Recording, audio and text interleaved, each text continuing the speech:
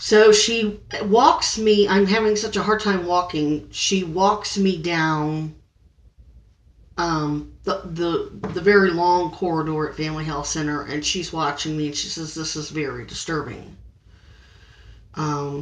This is very, very bad, Heather. You really need to go to an ER." I said, "I'm not going to a local emergency room."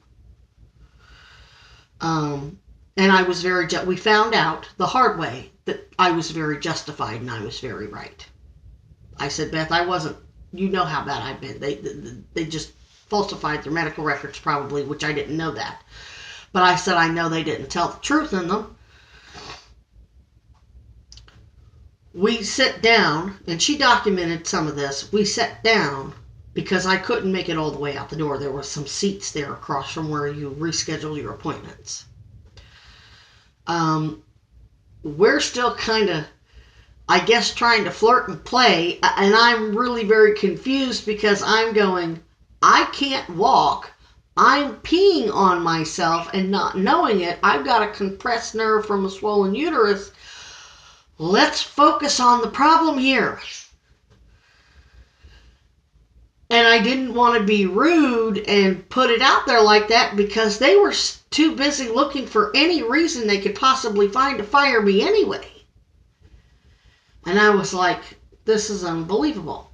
So I get a call from Nanette while I'm sitting there visiting with Beth, which Nanette got pissed off about because Nanette was apparently waiting, and Beth and I are just sitting there talking.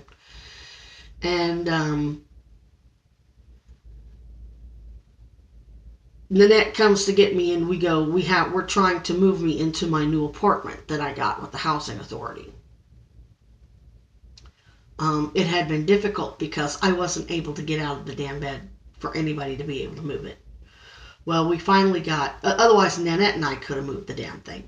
So Nanette had to have help, so she got a friend who could help her.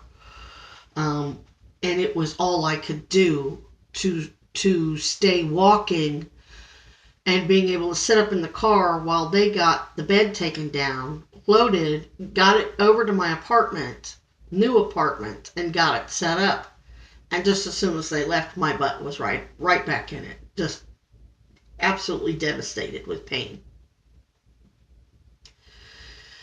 When I saw Beth that day, she doubled the dose of Norqd within 48 hours. My pain medicine worked well again.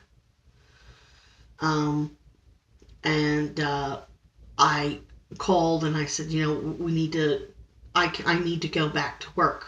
I've got to get insurance because nobody's going to care for me properly without it. I've got to go back to work. We went back up on, we increased the dose of the pain medicine again so that I could return to work. Long enough to get a big enough paycheck to get an Obamacare plan and whatever else I needed. There were no scholarships for anybody who made less than $13,000 a year. It was the end of the year. There was no way I was going to get an Obamacare plan for less than $300 or $400 or $500 that I needed that would fully cover me.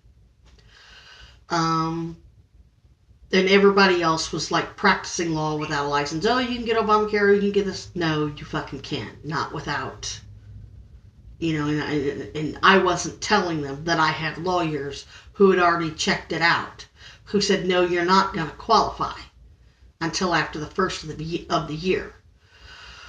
After the first of the year came along, there was some discrimination at Harbor Freight Tools. Good Old Boys Club. I recorded them basically saying they didn't know what the Civil Rights Act was. They didn't know they were supposed to hire black people because they didn't hire black people. I had to listen to the word retard.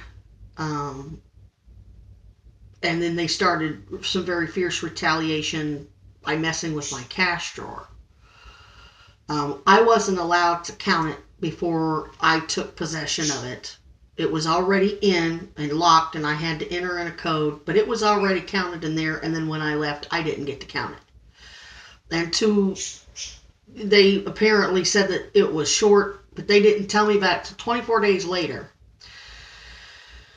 after I'd already asserted and won an ADA protection claim. They got mad and they said, oh, we're going to get rid of all of them, or, whatever. And the Missouri Commission on Human Rights has filed charges against them for that, because I recorded everything and then they went and lied in their statement to the Human Rights Commission, and the audio says something completely different than what they were saying. So they're not in real good shape. But after the first of the year, I start having really bad flank pain on the left side. Now, we were talking about Beth. She was kind of flirting, coming on to me, and I'm like, okay, this is not that she isn't cute, not that I didn't really like her and really enjoy her company, but my focus was on getting well so I could walk and work. And, I wasn't in bed with a bunch of good old boys making $5 million a year. My job is to write my books, get a roof over my head, go to work. My volunteer work is strictly volunteer. Nobody pays me for the work that I do because they can't afford me. They guide me as friends, though they are attorneys. They guide me, and that's it. There's no, even when I was in Florida living with Chad, he didn't hand me cash. That's not how that worked. He had a roof over my head. I had food stamps. He taught me everything I needed to know, and he taught me how to help him with his businesses on eBay and stuff like that. And I taught him a few things. I mean, it's just an exchange of information. Information is power. He swore me in and immunized me. I met a whole lot of other people. Once I had to pick a fight with him because he started getting nervous after there was some retaliation regarding the Brady violations in Orange County. Some other attorneys picked up where he left off because they knew he was going to go off into left field somewhere. And they knew that I was going to be left hanging with no protection. So I don't go public about who they are. It's nobody's damn business. They're just friends. They're also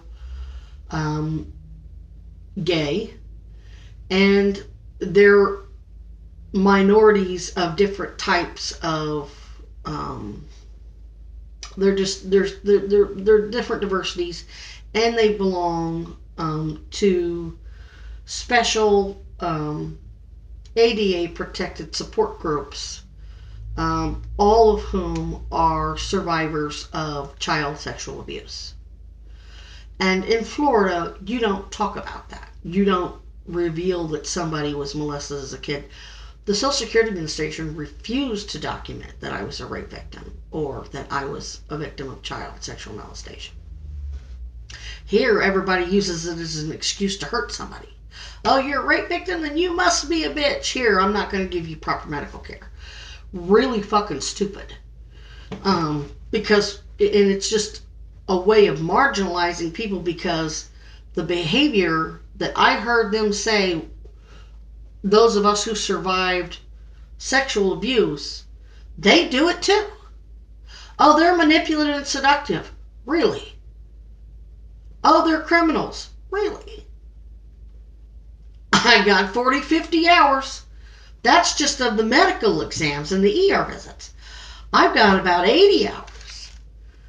Not quite 80. Probably closer to 20, 30 hours from MUPC alone. So I've got, altogether probably 80 hours, 80 or 90 hours of audio of people who say they're not rape victims, they're not victims, they're just licensed professionals being manipulative, stupid, fit-throwing, all from the university. And a couple from Boo. But I end up constructively discharging from Harbor Freight Tools. I'm starting to have flank pain in the left flank. Nobody's told me that this thing is ruptured. Nobody's told me that, and that it's likely that it's now causing problems with my kidney. So I end up in the ER at Boone. Nan goes with me. I'm going to stop here and then start again.